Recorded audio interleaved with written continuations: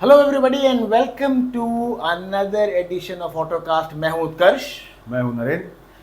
भाई जिसने पिछली बार का वीडियो नहीं देखा है, सबसे पहले तो जाके यूट्यूब में वीडियो देख लें, क्योंकि लिंक आपको बायो में मिल जाएगा। और साथ ही मुझको नहीं पता क्या बात होगी सब चीज़ जो कि 4 पहिए और 2 पहियों में चलती है और जिसमें मोटर लगी हुई है। वैसे साइकिल की बात हम अभी नहीं करते, लेकिन कभी दिन कर लेंगे यार। Cycling is also a good thing. तो नरेंद्र भाई, गुड फॉर हेल्थ। मैंने खरीदी थी, अभी कुछ दिनों से उस पर कपड़े सूख रहे। और जंग भी लग गया होगा। जंग मैंने चेक नहीं करी, but the point is Narendra भाई, क्या क्या हुआ है इस पूरे हफ्ते में? तो ज़्यादा कुछ तो नहीं हुआ है, कुछ नए लॉन्चेस हुए हैं। एक बड़ा लॉन्च जो था वो वॉल्वो के तरफ से था। वॉल्वो C40 रिचार्ज एक नई SUV वॉल्वो ने लॉन्च की है, जो कि इंडिया में पहली ग्राउंड अप या बॉर्न इलेक्ट्रिक SUV है। इसके पहले जो अभी करंटली है वो XC40 रिचार्ज है, जो एक अडेप्टेड वर्जन है XC40 का, जो इलेक्ट्रिक में हो गया। लेकिन C40 जो है ये एक ग्राउंड अप इलेक्ट्रिक SUV है। ऑफकोर्स इसका जो प्लेटफॉर्म है ये XC40 का ही है, but lot of changes, the looks are also different. अच्छा, ये एक बड़ा इंपॉर्टेंट सवाल था कि एक ग्राउंड अप ईवी में और एक अडॉप्टेड ईवी में क्या फ़र्क होता है? बेसिकली जो आपकी एक अडॉप्टेड ईवीज होती है, उनका जो पहले जो चासी होती है, उनका जो प्लेटफॉर्म होता है, वो एक्चुअली बना होता है IC इंजन के लिए। और उसमें आप बैटरी लगाने की जगह ढूंढते हो, उसमें मॉडिफिकेशंस करने पड़ते हैं। उसका जो सस्पेंशन का जो ज्योमेट्री होती है वो आपको मॉडिफाई करनी पड़ती है टू अडेप्ट टू इलेक्ट्रिक, और वहीं पे बहुत सारा जो है फ़र्क पड़ जाता है। बल्कि जब एक जो बॉर्न इलेक्ट्रिक होती है वो शुरू से ही आप उसका जो शैसी डिज़ाइन करते हो वो एक इलेक्ट्रिक गाड़ी के लिए करते हो। उसके बैटरी किस तरह से प्लेस होगी, किस तरह से मैनेज होगी, किस तरह से उसका वेट डिस्ट्रीब्यूशन होगा, वो स्क्रैच से आप डिज़ाइन कर सकते हो। एक चीज़ जो मैंने नोटिस करी थी अविन्या में, और क्या ये सब में मुझे मिलेगी, हम आपसे पूछना था कि जो मुझे टाटा मोटर्स ने बताया था वो ये था कि हमें, क्योंकि अब आगे इंजन नहीं चाहिए, तो जो टायर्स के बीच में स्पेस है करेक्ट, वो ज़्यादा बढ़ गई है, क्योंकि आगे इंजन को सपोर्ट नहीं करना है। क्या अब आपको ये स्केटबोर्ड प्लेटफॉर्म्स में आपको अंदर केबिन में ज़्यादा जगह मिलेगी? ये सच है? कैबिन में भी जगह मिलेगी, एंड नॉट ओनली दैट, आप बहुत सारे परम्यूटेशन कॉम्बिनेशंस कर सकते हो। यू कैन प्ले अराउंड कि आपको किस तरह की किस तरह का हैंडलिंग चाहिए गाड़ी से, किस तरह का परफॉर्मेंस चाहिए, कितनी साइज़ की बैटरी चाहिए, उस हिसाब से you can, there is more room to play around. Space कितना चाहिए आपको वो भी आप एडजस्ट कर सकते हो। So a ground up SUV is always different, better, and in terms of performance, in terms of comfort. और इसका सबसे बड़ा एग्जांपल जो मैंने हाल ही में देखा है वो है Hyundai की Ioniq 5, I think, which is a phenomenal product.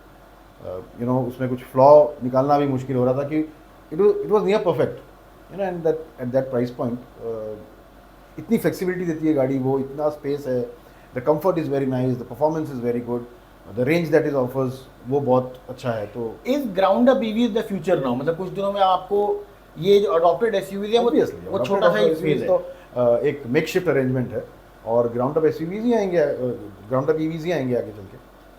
तो एक तो वही वॉल्वो की बात, और क्या क्या है? उसके बाद टू व्हीलर सेगमेंट में कुछ इंट्रोडक्शन हुए हैं। KTM ने 390 एडवेंचर लॉन्च की है एक नए वेरिएंट के साथ, जिसमें कि 2 नए फीचर्स आ गए हैं जो एंथुजियास्ट को काफ़ी चाहिए थे, जो एडवेंचर एंथुजियास्ट होते हैं। जैसे कि स्पोक्स वाले व्हील्स आ गए हैं अब, जहाँ पे आपको फ्लेक्सिबिलिटी और मिल जाती है थोड़ा एक्सट्रीम ऑफ रोडिंग में।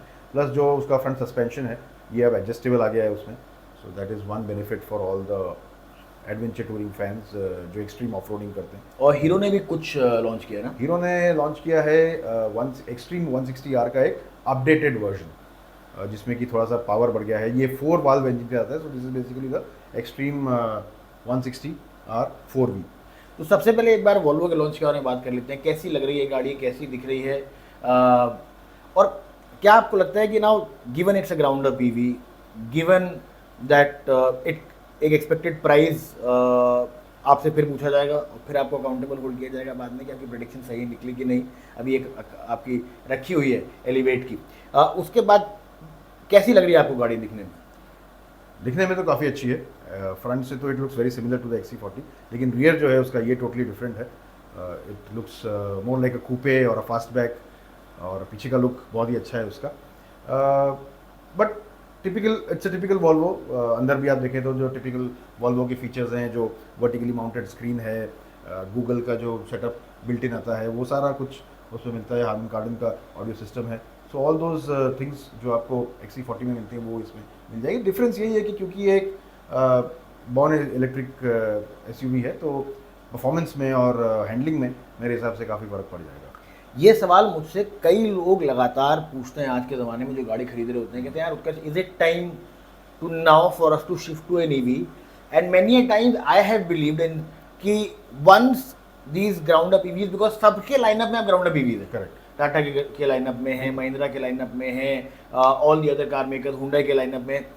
Do you think once these ground up EVs start hitting the Indian market, that is the time really to make that switch to EV? See, making a switch to EV is a personal choice और ये आपके environment पे depend करता है, आपके usage पे depend करता है। आपका यूजेज अगर इस तरह से है कि ईवी आपके लिए कन्वीनियंट है तो then you should go for a EV. ठीक है, मेरे हिसाब से ईवीज आज भी एक्सपेंसिव हैं as compare to an IC engine. They are expensive but in a matter of a few years they will become more affordable. But ये आपके पर्सनल यूजेज पे डिपेंड करता है कि आपके लिए अगर इलेक्ट्रिक गाड़ी सूटेबल है तो आप लीजिए, अगर नहीं है तो then you go with an IC। तो एक बार यही बता दो ना आपकी इलेक्ट्रिक किसके लिए सूटेबल है और किसको इलेक्ट्रिक अभी अवॉइड करनी चाहिए? जिसका फिक्स्ड रनिंग है डेली, अब वो घर से ऑफिस जाना है, ऑफिस से घर आना है, आपको मालूम है कि आपको इतने किलोमीटर ही चलाने हैं रोज़ और आपके पास इंफ्रास्ट्रक्चर है चार्जिंग का घर पे, तब आप इलेक्ट्रिक SUV लीजिए, इलेक्ट्रिक गाड़ी लीजिए। Otherwise it will be difficult, क्योंकि अगर आप ऐसा है कि सुबह आप निकल रहे हैं और आपको पता नहीं है आपको कहाँ कहाँ जाना पड़ेगा, तो आपके लिए इलेक्ट्रिक गाड़ी जो है ये थोड़ी सी मुश्किल क्योंकि अभी भी है ना, वो इंफ्रास्ट्रक्चर के बारे में हम बात तो करें लेकिन है नहीं, थोड़ा टाइम है अभी उसमें। और जितने बड़े व्हीकल्स जैसे 4 व्हीलर को ये रिक्वायर्स हाई चार्जिंग टाइम। अगर आप घर के चार्जर पे लगा रहे हैं तो आपको 15 से 20 घंटे उसको चार्ज करना पड़ेगा, तो उतना टाइम कहाँ है आपके पास? अगर ये है कि आप भाई हफ्ते में 3-4 दिन ही यूज़ कर रहे हैं गाड़ी, बाकी के टाइम चार्ज हो रही है घर पे, then it's a different matter. लेकिन अगर आपको डेली 50-60-70 किलोमीटर 100 किलोमीटर चलाना है तब भी फिर भी ठीक है। अच्छा, सिलेबस से बाहर का एक सवाल पूछूंगा मैं। 2 व्हीलर्स में डू यू थिंक, क्योंकि 4 व्हीलर में तो जैसे आपने कहा कि भाई आप बाहर भी जा सकते हो, डू यू थिंक 2 व्हीलर्स में आज के ज़माने में चाहे क्वालिटी ऑफ प्रोडक्ट हो, रेंज हो, ये सब इतनी आ चुकी है परफॉर्मेंस हो गाड़ी की कि you can make the shift in 2 wheeler at least? No problem, specially in scooters में तो shift is good, because scooters जो अभी इलेक्ट्रिक आ रही हैं, स्पेशली जो स्कूटर्स इंडिया में बनी हैं, जो design in India and made in India है, those are very good. For example scooters like Ather, TVS iQube, Chetak, and a lot of more upcoming products like Simple One seems very promising। तो ये जो हैं ये Indian conditions के हिसाब से बने हुए हैं। इनका जो स्ट्रक्चर है, इनका जो मोटर है, बैटरी है, ये हमारे कंडीशंस के हिसाब से बनी हुई है। ओला का नाम लिया आपने? Ola also comes in that, but Ola को मैं ग्राउंड अप इंडियन नहीं बोलूँगा, ये एक अडेप्टेड इलेक्ट्रिक स्कूटर है। एंड आई डोंट थिंक कि अब वो इम्प्रूवमेंट्स करने की कोशिश कर रहे हैं, but a lot of customers have paid the price for that. और मेरे हिसाब से मैं उसको उसमें नहीं गिनूंगा। ग्राउंड अप इंडियन स्कूटर्स की मैं बात कर रहा हूँ, जहाँ पे मैंने इन 4 के नाम लिए हैं, जो 3 तो एस्टेब्लिश हो चुके हैं, एक प्रॉमिसिंग है जो आ रहा है। So let's see how it goes. लेकिन जैसे आपका सवाल था कि क्या उस पर शिफ्ट कर सकते हैं, बिल्कुल कर सकते हैं। और आपका अगर यूजेज ऐसा है कि जैसे मैंने बताया कि टिपिकली एक स्कूटर का जो यूजेज होता है वो 50 से 60 किलोमीटर डेली रनिंग होती है, उससे ज़्यादा नहीं होती है। तो उसमें ऑफकोर्स ये सारे जो स्कूटर्स हैं ये उससे ज़्यादा ही रेंज देते हैं, 80+ का रेंज ऑलमोस्ट सबका है। And that is very convenient, क्योंकि ये घर में अगर आप चार्ज करें तो 4 से 5 घंटे में ये चार्ज हो जाता है, जितना आपके मोबाइल फ़ोन को टाइम लगता है चार्ज होने में। So I think that is very convenient. अब आते हैं, स्कूटर की बात हो गई, इलेक्ट्रिक स्कूटर की बात हो गई, अब आते हैं बाइक्स पे। हीरो का ये जो लॉन्च है, या जिसको आप अपग्रेड बोलें, फेसलिफ्ट बोलें, हाँ। क्या क्या बदलेगा जो पुरानी एक्सट्रीम 160R थी और इसमें? कुछ नए कलर्स आए हैं। मेजर अपडेट ये है कि 4 वाल्व इंजन होने की वजह से पावर अब बढ़ गया है, अराउंड 16.6 bhp का पावर आता है as compare to around 15 bhp का लिया। एंड उसमें USD फोक्स आ गए हैं, अपसाइड डाउन फोक्स, जो ऑफकोर्स उसके हैंडलिंग को और थोड़ा बेटर कर देता है। And it's more of a talking point also कि मेरे बाइक में USD है, तुम्हारे पास है क्या? मेरे पास माँ है। करेक्ट, तो वो उस तरह का एक बात हो जाती है। तो see, extreme 160R was a good bike, मेरे हिसाब से one of the best bikes from Hero, और ये अब और अच्छी हो गई, अपग्रेड हो गई है, so that's good news of course. इसके कंपटीशन में कौन कौन सी गाड़ियाँ हैं?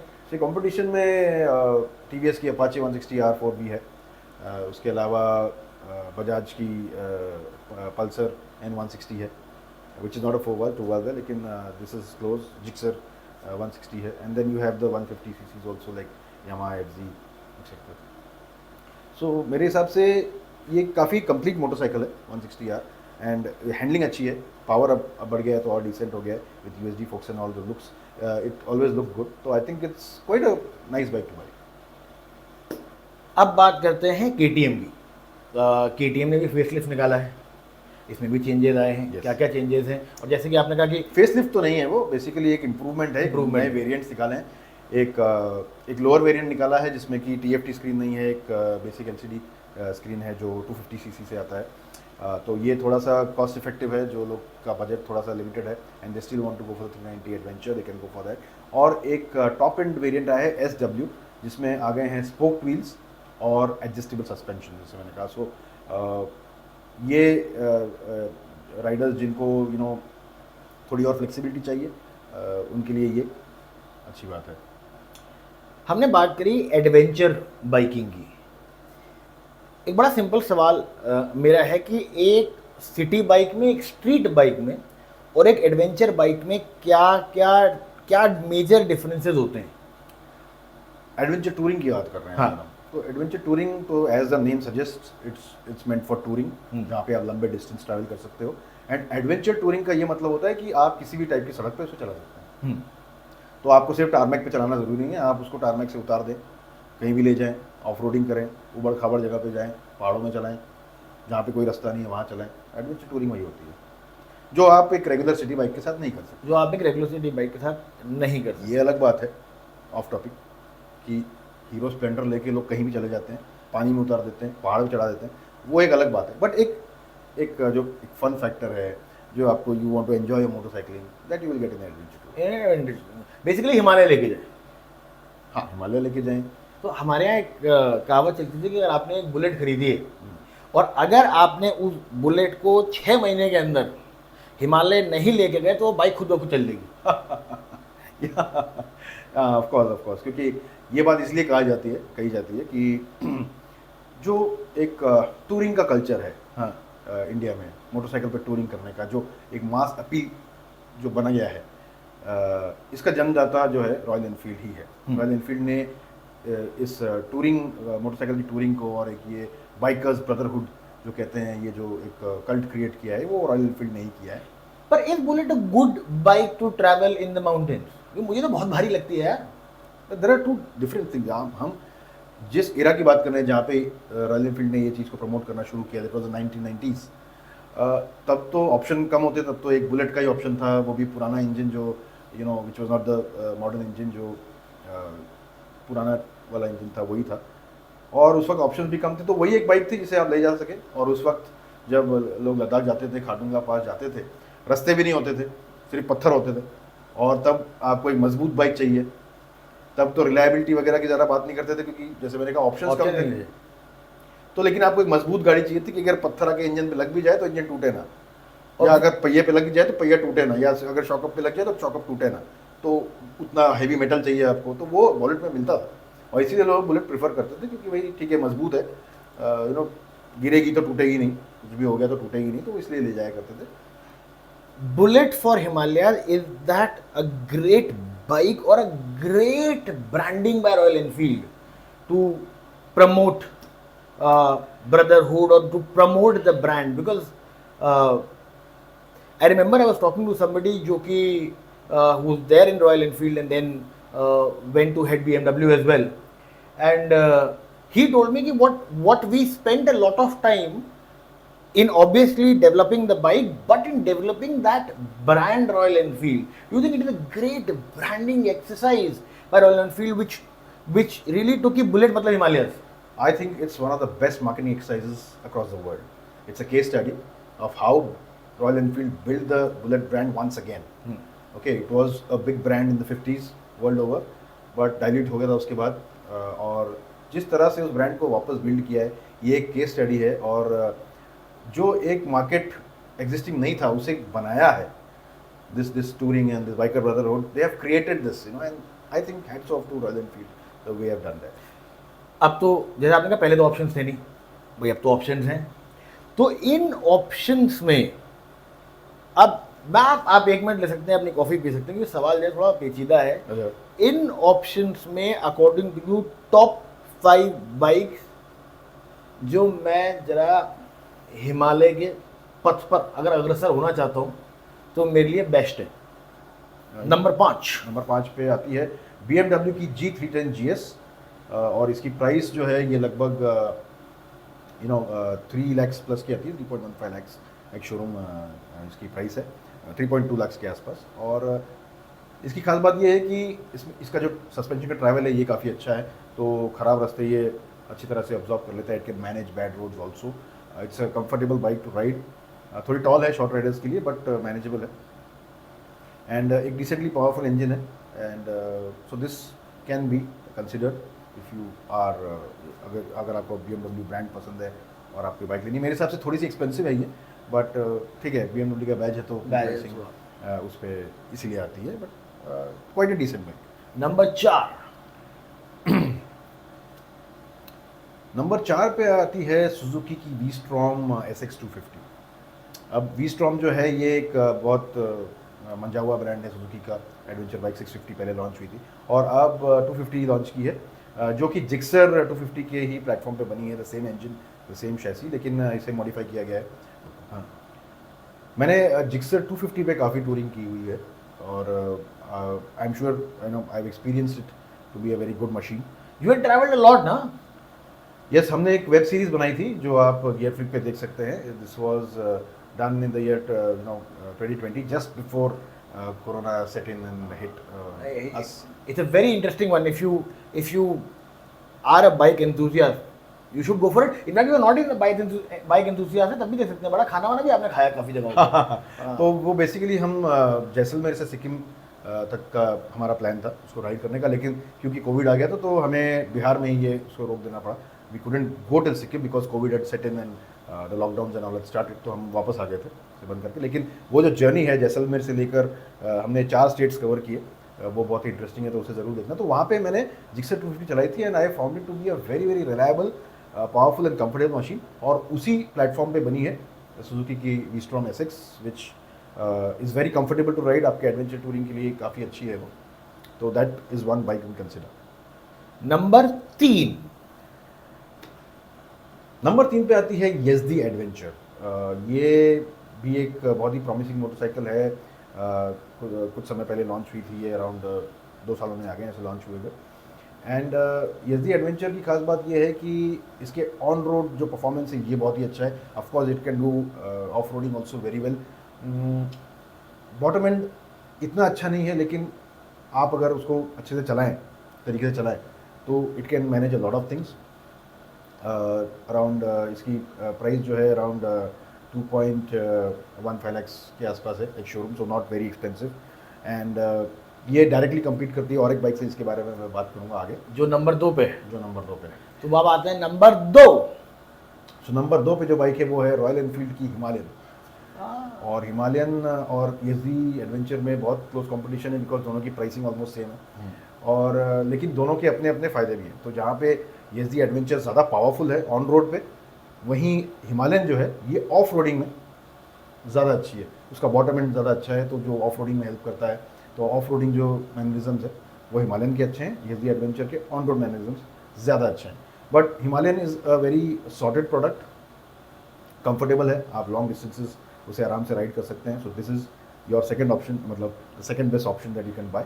And now it's time for number 1, सबसे बढ़िया बाइक। तो मेरी जो चॉइस है number 1, that is the KTM 390 adventure. और वो इसलिए क्योंकि मेरे हिसाब से इस प्राइस पॉइंट पे जिस पे आती है, महंगी ऑफकोर्स बाकियों से महंगी है ये, अराउंड 3.5 लाख्स के ऊपर इसकी प्राइस जाती है। और मेरे हिसाब से ये बाइक अच्छी इसलिए है क्योंकि आपको इसमें सब कुछ मिल जाता है। इसमें आपको बेस्ट परफॉर्मेंस मिलता है, आपको इसमें बेस्ट राइड एंड हैंडलिंग मिलती है, फीचर्स जो हैं इसके बहुत अच्छे हैं। इसमें आपको फुल TFT स्क्रीन मिलता है, you get lot of electronics, you get quick shifter, you get slipper clutch, और इसके अंदर ट्रैक्शन कंट्रोल मिलता है, स्विचेबल ABS मिलता है डुअल चैनल का।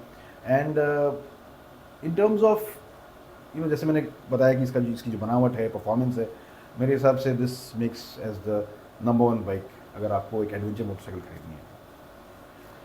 तो हमारे टॉप 5 यहाँ पर हो चुके हैं। सो दिस कॉल्स फॉर समय समाप्ति की घोषणा।